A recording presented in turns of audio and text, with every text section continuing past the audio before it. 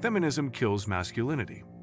One of the mistakes of modern society is the removal of male mentors due to women's agenda of undermining the minds of little boys. Women do so well. Men will think about this. I'm a feminist because masculinity is a scary sign. We fail to provide a steady outlet for male aggression and fall into a state of passivity and intolerance. We tolerate women's behavior, our environment, and our desires. I'm not a Mahar fan, but he's right when he says we numb ourselves with sports and adult content. Instead of wrestling, fighting, exploring, and physical labor, we drug the men so as not to piss off the budding girls. Instead of playing sports, we watch games on TV, play video games, and get nothing. This casts a child's charisma and youthful energy into an insecure, absent-minded adult without any real-life experience to fall back on during difficult times. We created a state of echo for feminists, succumbing to every whim and outrage of the movement. A person who is so afraid of confrontation, commitment, and loneliness that he will avoid it at all costs. I don't mean engagement at the relationship level with women. I'm talking about committing to a decision, an ideal, to decide to take responsibility for your life, to educate yourself, to find out where we stand and move towards your ultimate goal. We no longer understand the concept of moderation. If we spend all our waking hours on the internet, playing video games and directionless scumbags, how many of us grow up with no idea of basic male concepts like history, philosophy, art, music, classics, poetry, Shakespeare, and other cornerstones of civilization? We teach these texts because of their ability to shape boys into educated, engaged young men. You don't need a love of language to appreciate Shakespeare. You don't need to religiously derive meaning and understanding from the Bible. Great men like Aristotle, Plato, Tesla, Darwin, Michelangelo, Mozart, Carnival, Alexander the Great were left behind because of their white privilege.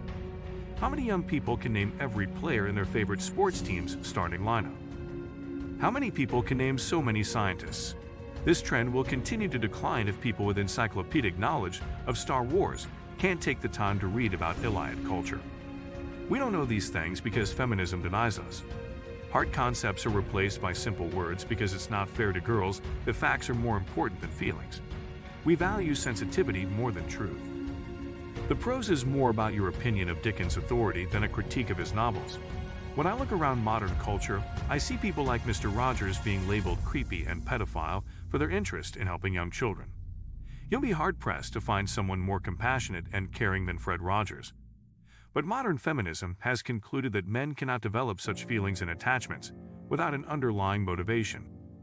We allow women to eradicate male influence because we are unreasonably afraid of harassment by any man near our children.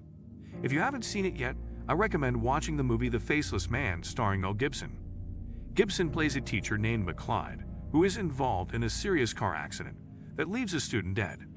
Physical scars and emotional guilt left him withdrawn and unable to deal with his grief.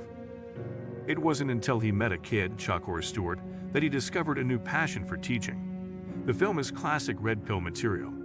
Chuck wants to escape the crazy house of his mother and two sisters, go to boarding school to follow in his father's footsteps, and one day become an Air Force pilot.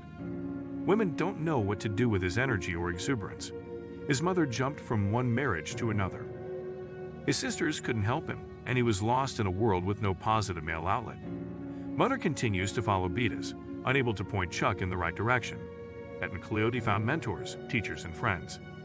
While teaching basic geometry, Latin, and English, Macleod North teaches more important things like the concept of hard work, the importance of taking responsibility for what you want, why integrity and morality are a person the virtues that should be followed, and how to learn to think rationally, and think for yourself is the only way to discover the truth.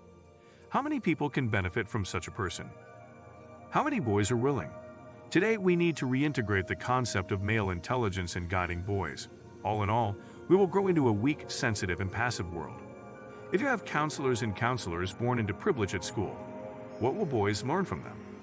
What can a guy who gets off the street and quits crime everywhere learn from his school's privileged vacuum cleaner?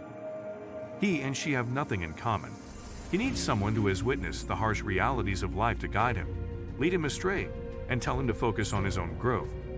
He needs strong models who don't want to challenge him. He needs less affirmation and soft words, and stricter guidance to learn. Feminism kills all these notions of mentors and male leaders. In fact, it completely kills masculinity. Masculinity is not just a physical condition. It is a practice, a tradition passed on from person to person. It's an incredible bond between father and son from a linear existence. It is what brings society together. This teaches men to be men. Contrary to what the modern media says, masculinity is not the source of social chaos. In fact, patriarchy and male responsibility hold tribes together. Experiments and research into survival-type environments have proven this. Men tend to get together and build up faster, while women start fighting each other.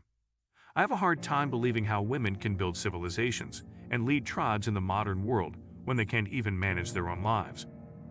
But if you talk to a feminist, she will say that masculinity is the root of all bad things in history. This is a complete demonization of the whole of masculinity. How can you begin to understand his complete and irrational hatred? What do you even say to these women who don't have the space to reconsider? Stay active, guys. This is the only solution. This is our only way out. By keeping the male movement alive, we can get back what was lost. We can fight the growing craziness of the modern world and raise our son properly. I hope this video helps. And also maybe check out my other video, Why Modern Women Will Stay Forever Alone. It would also fit to this topic. Don't forget to like, comment, and subscribe my channel. It inspires me to create more content for you. Until then, stay noble men.